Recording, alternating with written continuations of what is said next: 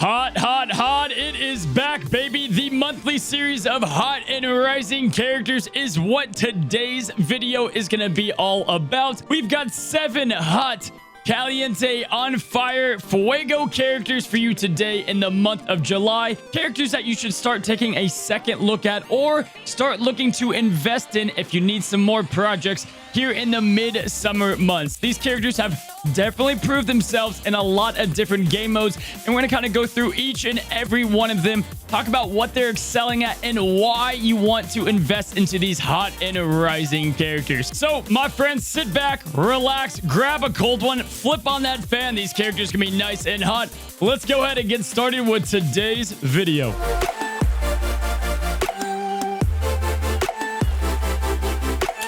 Let's go ahead and get started with our 7 hot characters for today. Let's go ahead. Let's kick off the list with our very first riser. Definitely a huge jump from when he came out into the game to right now, a year later into July. The man literally spits fire from his mouth. It is none other than Jafar. Now, if you follow me on Twitch, a lot of the characters we're going to be talking about today, I've been showing a lot more. If you haven't, check down in the description below. I stream every Monday, Wednesday, and Friday. But Jafar is definitely a big, hot, and rising characters. In fact, all of the Kingdom villains are definitely characters you want to start investing in. There's many reasons why they're one of the hardest hitting teams. They're very fast to kill, a quick time to take down the enemy.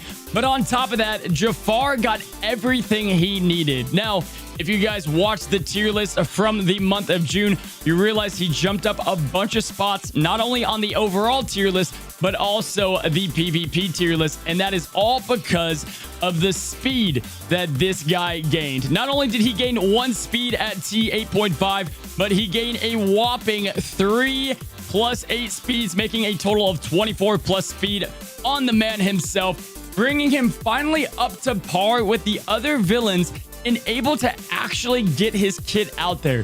Jafar has always had a very solid kit with Time Is Running Out being a huge ticking time bomb, pairing perfectly with Madam Mim, and just getting warmed up is a good passive to spit literal fire on your opponents with some surprising damage when they're doing really any ability within the game. And then, of course, what he's been trademarked for since he has come out has been the double charm that this man possesses. Now, before T8.5 wasn't able to do much. His speed was slower than molasses. However, now that he's got those speed pieces and he's ready to go, he's going to get that double charm out very fast with his Kingdom villain teammates. And in addition, he's also going to be able to fit in nicely with the villains because of the speed and his overall role on the team. The last note about Jafar as a whole, if we jump over here to the Kingdom Villain tab, you guys, the reason why Kingdom Villains are so safe to invest in at the moment is because we've got this one down in the bottom right corner. She's waiting to come out. We know she's going to be coming out, I'm sure, sometime soon, or getting closer and closer to unlocking Maleficent here. And I can only imagine she is going to skyrocket this faction even further. They are a dominant faction with PvP. They do great things within the raid. Pretty exclusive faction with Namari and some of the best ones like Frollo, even Mother Gothel, being very hard to obtain. But Jafar is a great character that you definitely should take the time to invest in. If you have him start up, what are you doing? Gear the man up. On to number 2, and staying within the Kingdom faction is going to be someone who's been electric since they have come out, but they're getting better and more noticed as more people are needing to unlock her for the Ascension campaign.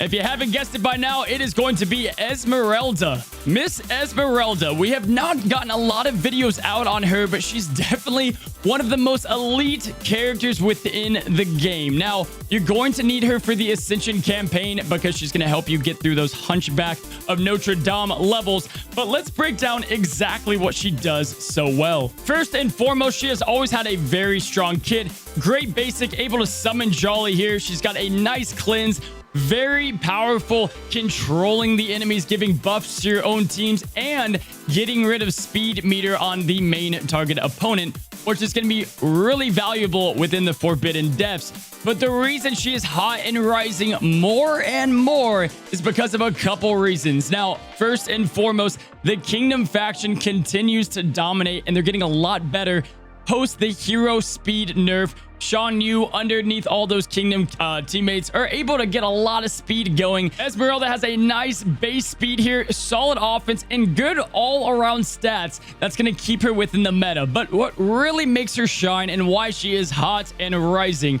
is her viability in both PvP and the raids is becoming more important than ever. But on top of that, guys, T9 we know is going to be around the corner. Once the new raid comes out, we're going to see T9 come into the game, and she gets some electric ability upgrades. First and foremost, she's going to be able to activate her passive at the start of the battle, which is going to be huge to get some evasion out on the board. She's going to have massive flipping of your opponents like Honey Lemon. If you got a strong hitter like Zerg or Hercules getting silenced or shut down, Esmeralda is going to flip that.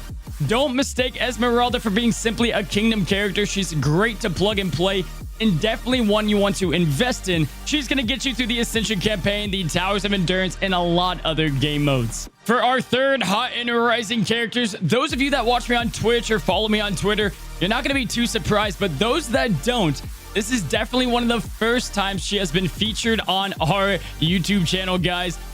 Judy Hopps is a hot and rising character, and let's check into why Judy is becoming so strong, and she's going to become even better looking towards the future. Judy Hopps. Now, the main purpose of these hot and rising videos is to invest in characters that are not just great now, but they're rising, right? Their stock value is going up, and Judy is doing just that. Now, a lot of you that don't have Wreck-It Ralph, you're going to have time to get your Judy up there. Wreck-It Ralph does not necessarily need a leadership ability. They've got some strong characters like Ralph and Glitch that do their job well, but add in Pocahontas, that was a previous hot and rising character, or add in this downtown hero lead, and you're going to have yourself a very strong character. Now, Judy's got some great things under her belt, her basic being the weakest part of her kits, but you've got Donut Break, which is an AoE double slow and is going to give turn meter back to the bunny. You've got Paying for Your Dues, which is the equivalent of what Moana does with her paddle, chaining from opponent to opponent, slapping big damage numbers overall, hitting about 7,000 damage, and that's without any stones. Very strong there. But what I like about Judy is she brings overall synergy to downtown heroes that are desperately missing ever since Hero Hamada, a leadership to really fit the entire faction. Now, the leadership here, Ticketable Offense, going to bring that up and show what it does here. You guys can't see it all behind me, but she's going to be giving all downtown heroes up to 12% evasion. I think it's not even working properly, and it's still dominating in the arena. Yes, that means Ralph, that means Glitch, Dash, all those characters like Baymax, who continue to have strong evasion on their kits anyway, are going to get even harder to hit. But on top of that, we want to focus on this second part here. On a teammate receiving a harmful effect, a 20% chance for this character to perform a spinning kick. Now, spinning kicks, big deal, right? Wrong. It's a huge deal, guys. These spinning kicks are going to be massive, as when she does them, she's going to have a 50% chance to stun. Moving into Gear 9, she's going to be able to guarantee an infliction of stun, which is giant because of the harmful effect meta that we are currently in. You've got, I don't know, Hercules smacking those offense downs, just pissing you off, or Ursula throwing in the polymorphs. These debuffs are going to stack up, and Judy's going to throw out those kicks, get those stuns going, and overall is going to be a strong character in Club Conquest, a cheeky character in PvP. I'd probably rather have Pocahontas, but she's going to do a lot of great things, and I think she's going to evolve very well into the next meta. Love the leadership, the constant stuns that she puts out, the great AoE, and the great chain damage. Her biggest weakness being that she is not that survivable with the health at 17,000. That's definitely her weak point. Looking at the fourth character of today's hot and rising list, we've got another downtown hero. This man we've been talking about for a while, has been relevant for a very long time, doesn't seem to be going away, and with his new upgrades, he's going to get even better. We've got the one and only Scrooge McDuck. What is there not to say about Mr. Moneybags here? Now, First and foremost, one of the most annoying passives in the game, a very highly underrated special B here, number 1 dime, and money dive with the big impact damage. Now, Scrooge has a good medium of skill, all within speed, pretty solid speed. He's got good offense and solid stats all around. But what really makes this duck on the rise, and it's going to be great to invest in for the future,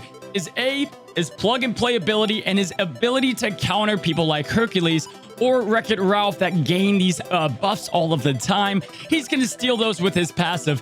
But on top of that, let's look at what he's going to be at gear 9. First and foremost, you've got Money Dive, going to get a nice 50% boost. Has a nice scaling damage up to 150% off of 5k. Very fuego there.